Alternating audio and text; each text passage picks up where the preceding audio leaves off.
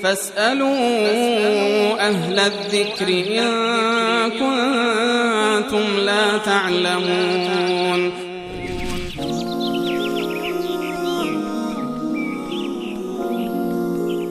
بیننده پرسیدن من یه دختر 6 ماه دارم و همسرم دوباره باردار شده، اما برای بچه دار شدن زود است. آیا اجازه دارم سقط جنین کنم؟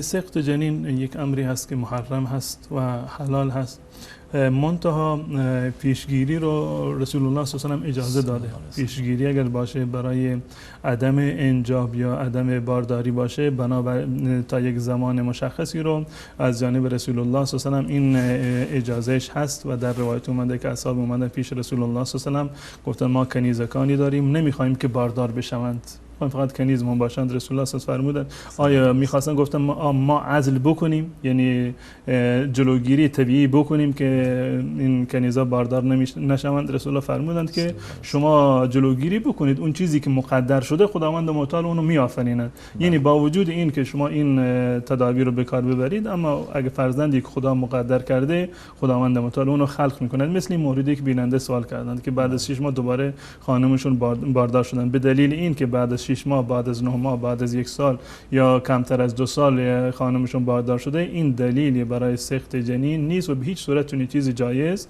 نیست. زمانی که یک نطفه منعکس شده سقطش هم به هیچ صورت جایز نیست، مگر در 2 صورت فقط این سقط جنین جایز است. صورت اول این که پزشک متخصص تشخیص بدهد که وجود این جنین، عدم سقط این جنین به معنی از بین رفتن مادر میشه، یعنی ضرر داره برای حیات مادر. این صورت اولش هست. و صورت دومی که جنین در شکم مادر مرده باشه. در غیر این 2 صورت سقط جنین به هیچ عنوان جایز نیست، چه قبل از 4 ماه باشه، قبل از دمیدن روح باشه، چه بعد از دمیدن روح باشه.